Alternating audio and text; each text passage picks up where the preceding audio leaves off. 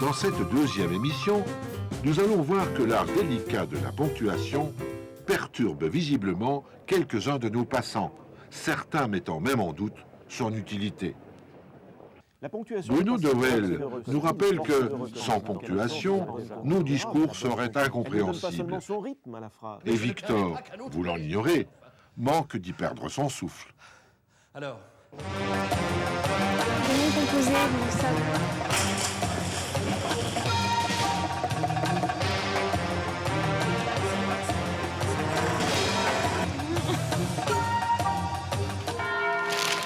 Si je vous demande de me nommer des signes de ponctuation, il me dira à quoi ils servent. Un point, c'est la terminaison d'une phrase.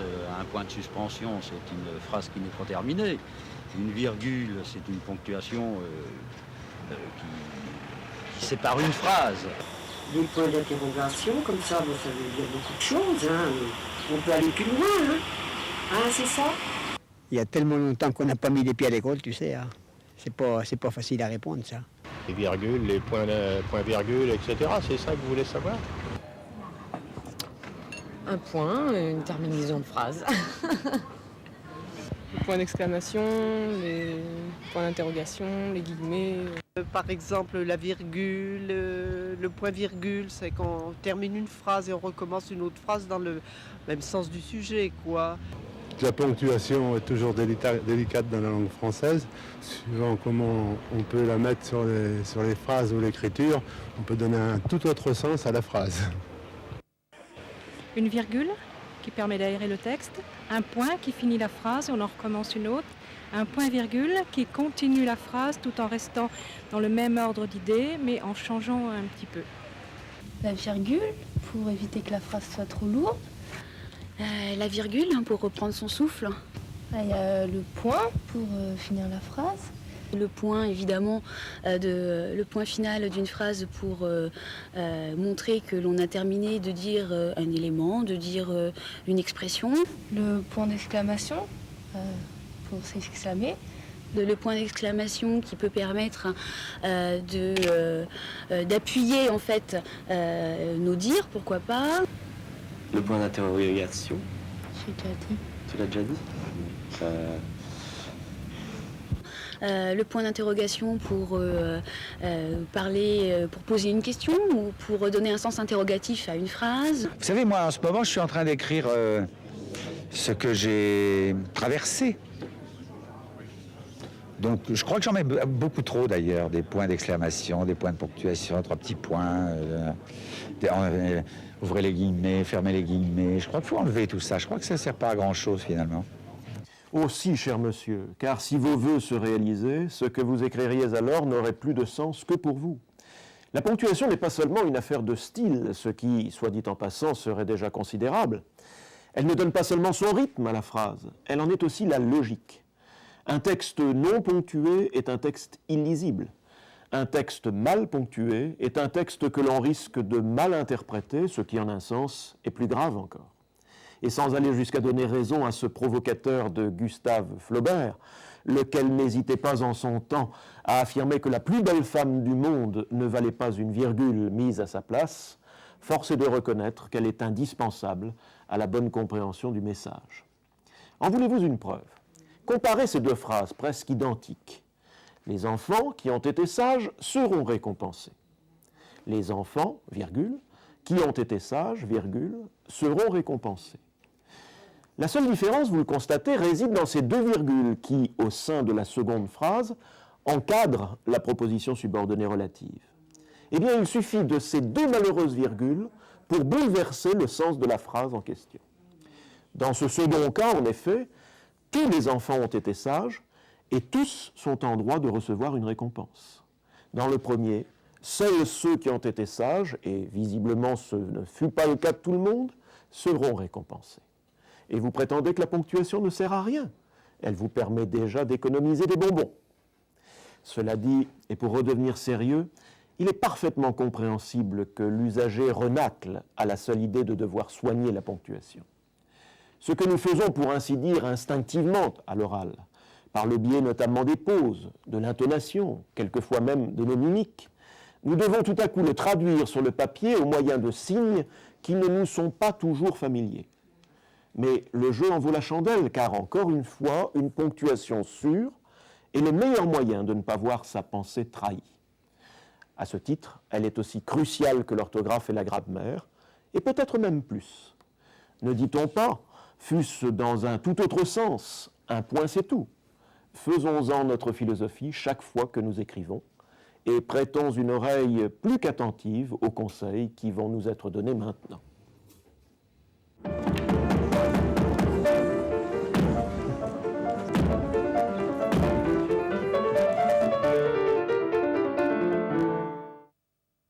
Si vous voulez le rôle, la tirade du nez est de rigueur. Et juste après, vous aurez droit, et là je m'y engage, à un diabolement pour étancher votre soif. Souvenez-vous, vous êtes censé connaître votre texte à la perfection. Dans cette scène 4 de l'acte 1, vous vous adressez au vicomte de Valvert qui vient de vous insulter en public. Eh bien, allez-y. Je vous écoute. Ah non, c'est un peu court, jeune homme. On pouvait dire, oh Dieu, bien des choses en somme, en variant le ton, par exemple, tenez, agressif. Moi, monsieur, si j'avais un tel nez, il faudrait sur le champ que je me l'amputasse. Amical, mais il doit tremper dans votre tasse. Pour boire, faites-vous fabriquer un anap descriptif. C'est un roc, c'est un pic, c'est un cap. Que dis-je, c'est un cap, c'est une péninsule. Curieux, de quoi sert cette oblongue capsule? D'écritoire, monsieur, ou de boîte à ciseaux? Gracieux, aimez-vous à ce point les oiseaux que paternellement vous vous préoccupâtes de tendre ce perchoir à leurs petites pattes? Truculence à monsieur, lorsque vous pétunez, la vapeur du tabac vous sortait du nez sans qu'un voisin ne crie au feu de cheminée. Prévenant, gardez-vous votre tête entraînée par ce poids de tomber en avant sur le sol. Tendre, faites-lui faire un petit parasol de peur que sa couleur au soleil ne se fane. Pédant, l'animal seul, monsieur qu'Aristophane appelle hippocamp-éléphanto-camélos, dut avoir sur le front tant de chair sur tant d'os. Cavalier, quoi, l'ami, ce croc est à la mode. Pour pendre son chapeau, c'est vraiment très commode. Emphatique, aucun vent ne peut, nez magistral, tant enrhumé tout entier, excepté le mistral. Dramatique, c'est la mer Rouge quand il saigne. Admiratif pour un parfumeur, quelle enseigne. Lyrique, est-ce une conque, êtes-vous un triton? Naïf, ce monument, quand le visite-t-on? Respectueux, souffrez monsieur qu'on vous salue, c'est là ce qui s'appelle avoir pignon sur rue. Campagnard et hardé, c'est y un nez nanin. C'est que navet géant ou ben que melon nain. Militaire, pointé contre cavalerie. Pratique, voulez-vous le mettre en loterie? Assurément monsieur, ce sera le gros lot. Enfin, parodiant Pyrame en un sanglot, le voilà donc ce nez qui des traits de son maître a rompu l'harmonie, il en rougit le traître. Voilà ce qu'à peu près, mon cher, vous m'auriez dit si vous aviez un peu de lettres et d'esprit, mais d'esprit, oh, le plus lamentable des êtres, vous n'en eûtes jamais un atome, et de lettres, vous n'avez que les trois qui forment le mot sot. Eussiez-vous eu d'ailleurs l'invention qu'il faut pour pouvoir là devant ces nobles galeries me servir toutes ces folles plaisanteries, que vous n'en eussiez pas articulé le quart de la moitié du commencement d'une, car je me les sers moi-même avec assez de verve, mais je ne permets pas qu'un autre me les serve. Alors, vous avez entendu? Absolument par cœur, je vous l'avais bien dit. Ah, ça, pour être du par cœur, cela a tout l'air d'en être, mais pour être sûr de la qualité de votre mémoire, encore eût-il fallu que je comprenne quelque chose à ce que vous venez d'annoncer, et même en étant bon public, dur. Écoutez, on ne peut pas parler sans respirer tout de même, ou lire la page entière d'un livre sans reprendre son souffle, d'accord? Eh bien, de la même façon, Edmond Rostand, qui a voulu rédiger un texte compréhensible, a évidemment tenu compte de la ponctuation. La ponctuation, c'est en quelque sorte la respiration de la phrase, et celle du public lors d'un spectacle de théâtre. Ouais, et celle du pompier aussi. Ce n'est pas à un comédien que je vais apprendre l'importance des postures corporelles, des expressions du visage, des pauses dans le discours et des intonations de la voix, j'espère. Je suis un professionnel tout de même. Ce qui semble être apparemment des détails pour un professionnel comme vous, se traduit dans l'écrit par des signes de ponctuation. Laissez-moi vous montrer. Ah non, c'est un peu court, jeune homme. Il aurait fallu me mettre des points d'exclamation. Ils permettent ici de souligner l'irritation de Cyrano. Mais de façon générale, ils sont utilisés en fin de phrase pour renforcer l'expression d'un sentiment que je ne suis pas loin de partager avec lui d'ailleurs. Point d'exclamation. On pouvait dire point de suspension. Et oui, ils sont trois et servent à indiquer, dans ce cas comme dans tous, la phrase et donc l'idée inachevée. On pourrait dire, point de suspension, que vous êtes un bon perroquet, par exemple. Jaco, Cyrano. Vous aussi, vous savez parfaitement le faire, et sans point de suspension. Silence, volaille exotique. Je continue. Oh Dieu! Là, nous avons les deux. Point d'exclamation, point de suspension. Bien des choses en somme, point. Ce fameux point qui marque une pause et indique la fin d'une phrase. Nous allons passer à autre chose. Je suis sûre que vous saviez cela, mais notez tout de même que le point se place aussi après tout mot écrit en abrégé. Par exemple, tenez, pour vos cartes de visite, une en tête. Monsieur Victor, P.C. c'est-à-dire petit comédien.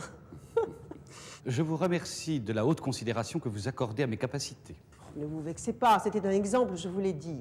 Point d'exclamation. En variant le ton, virgule.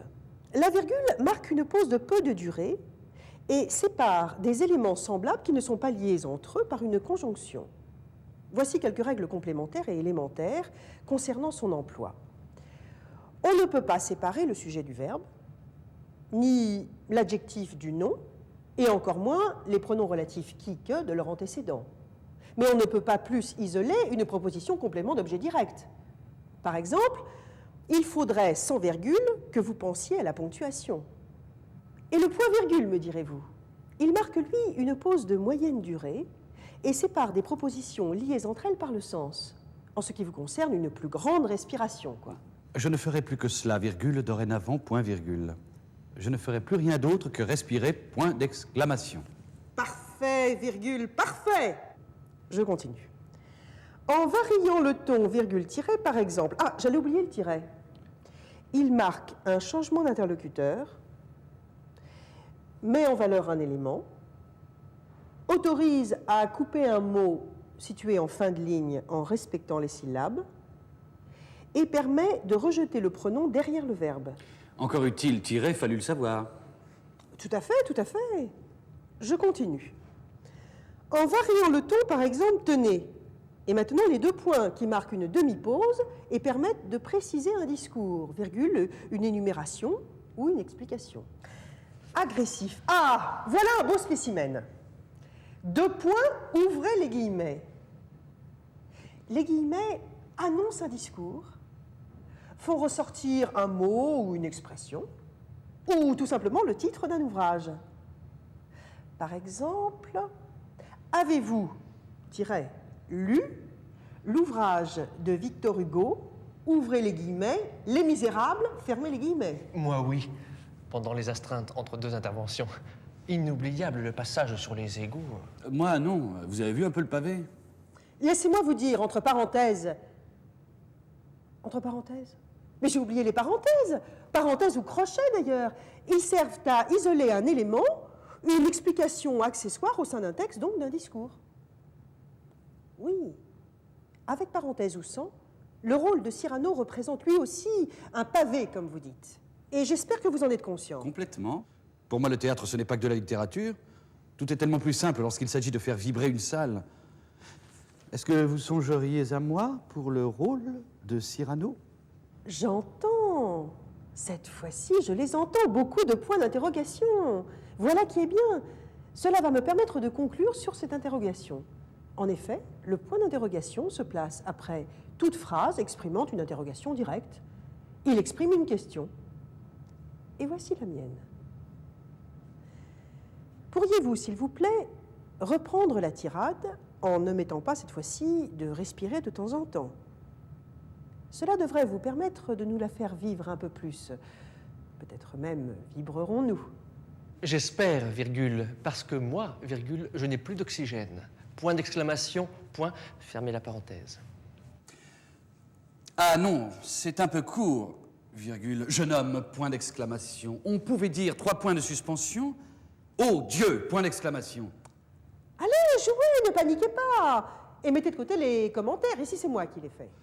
Bien des choses en somme. Là, je respire.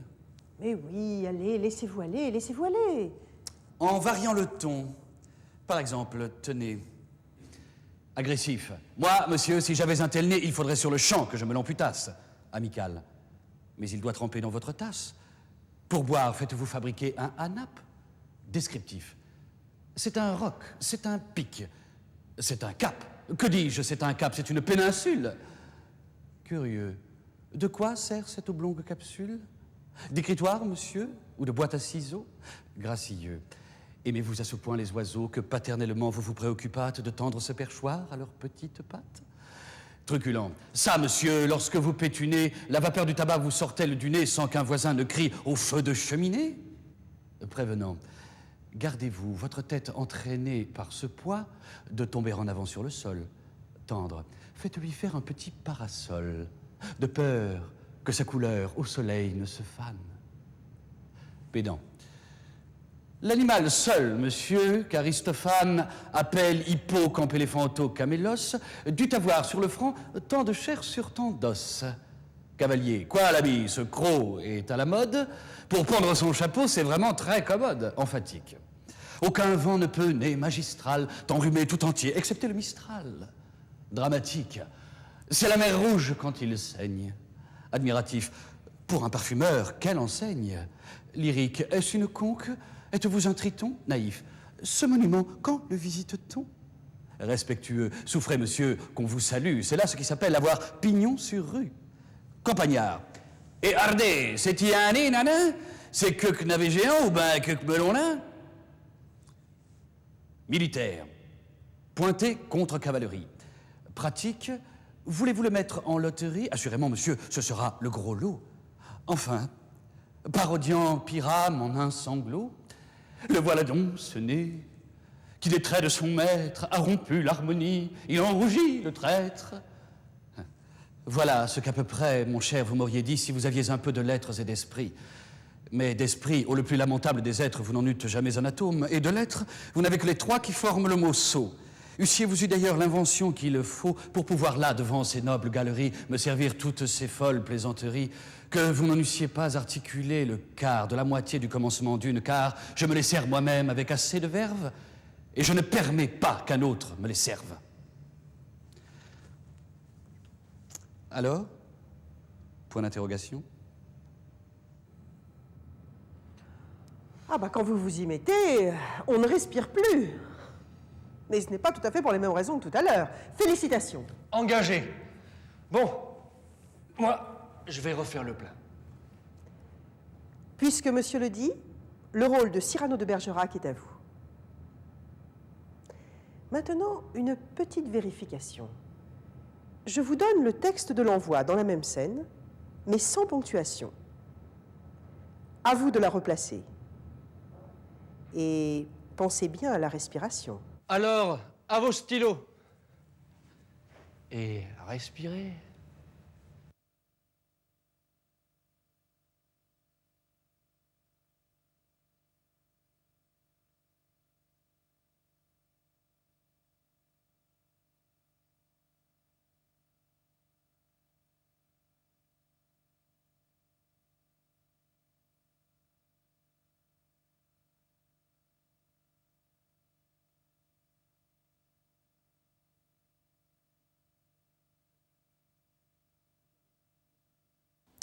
Évidemment, tout ce qui vient de vous être dit et qui peut paraître un peu rigide est susceptible d'assouplissement.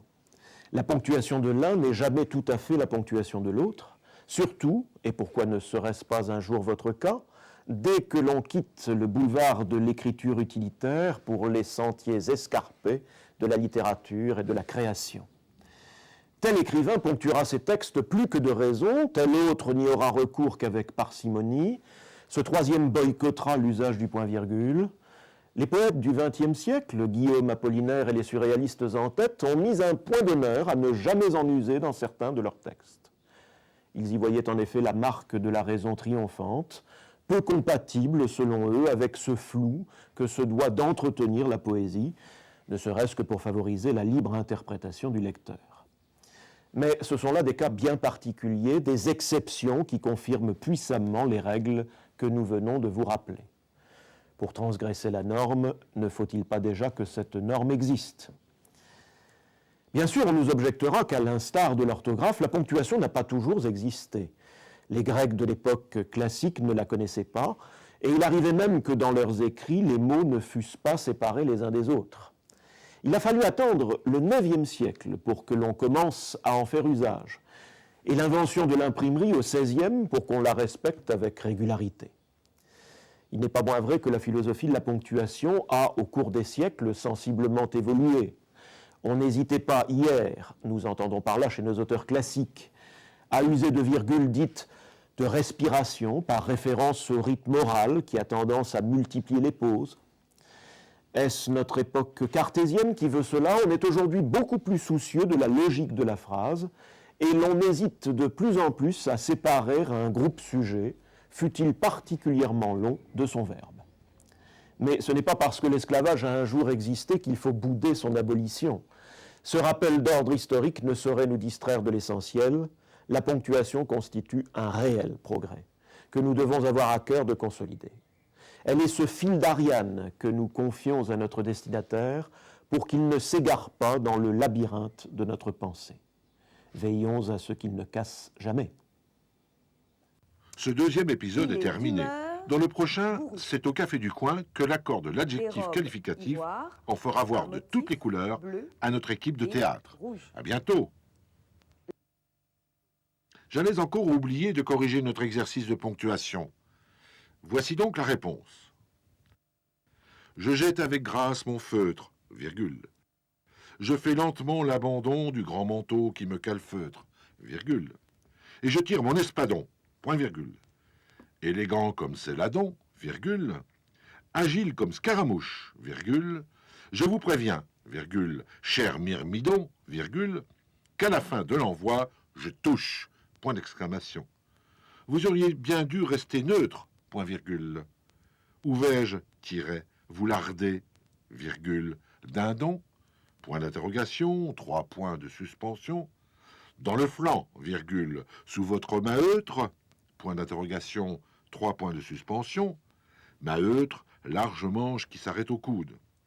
Au cœur, virgule, sous votre bleu cordon, point d'interrogation, 3 points de suspension. Les coquilles teintes, virgule, dindon, point d'exclamation. Ma pointe voltige, 2 points, une mouche, point d'exclamation. Décidément, 3 points de suspension, c'est au bedon, virgule, qu'à la fin de l'envoi, je touche, point. Il me manque une rime en neutre, 3 points de suspension. Vous rompez, virgule, plus blanc qu'un bidon, point d'interrogation. C'est pour me fournir le mot pleutre, point d'exclamation. Tiret, tac, point d'exclamation. Je pars la pointe dont vous espériez me faire don, point virgule. Tiret. J'ouvre la ligne, virgule. Je la bouche, point de suspension. Tiens bien ta broche, virgule, l'aridon, point d'exclamation. À la fin de l'envoi, virgule, je touche, point. Envoi, prince, virgule. Demande à Dieu pardon, point d'exclamation. Je carte du pied, virgule. J'escarmouche, virgule. Je coupe, virgule. Je feinte, 3 points de suspension. Et, point d'exclamation, là donc, virgule, à la fin de l'envoi, virgule, je touche, point.